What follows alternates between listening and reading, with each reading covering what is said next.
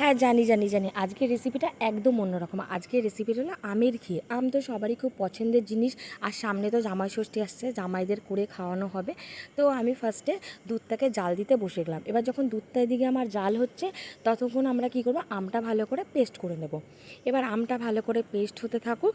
এবার আমরা একবার দুধটা দেখে নিই। এবার দুধটা আমরা ভালো করে নাড়াচাড়া করে ভালো করে যখন গাঢ় হতে থাকবে, এবার একে একে ওর মধ্যে আমরা দেব এলাচ। এবার এলাচটা দেওয়ার এটাই কারণ এলাচটা দিলে খুব সুন্দর একটা সেন্ট বেরোবে, তাই আমি 4টে এলাচ ওর মধ্যে দিয়ে দিলাম। এবার 4টে এলাচ দেওয়ার পরে ওর মধ্যে ভালো করে নাড়াচাড়া করে নিলাম। ভালো করে যখন নাড়াচাড়া করার পরে এরপরে আমরা দিয়ে দেব ওর মধ্যে চিনি। চিনিটা দেওয়ার পরে ভালো করে নাড়াচাড়া করে নেব।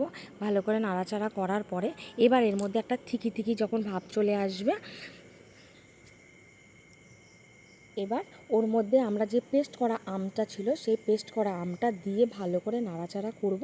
করার পরে একটা সুন্দর একটা কালার চলে আসবে, দেখো। এবার এটাকে ভালো করে নাড়াচাড়া করে আমরা ঠান্ডা করতে বসিয়ে দেব। যখন ঠান্ডা হবে তখন একটা টিফিন বাটির মধ্যে আমরা এটাকে রেখে দেব।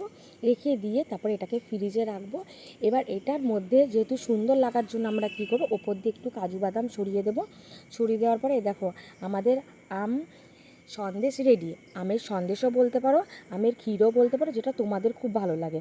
এবার আমরা বের করলাম, বের করে সবাইকে দিলাম। বাড়িতে তো সবাই টেস্ট করে বললো খুব সুন্দর, অসাধারণ হয়েছে। আমি চাই তোমরা একবার বানিয়ে খাও। আশা করি তোমাদের খুব ভালো লাগবে। Tata, by.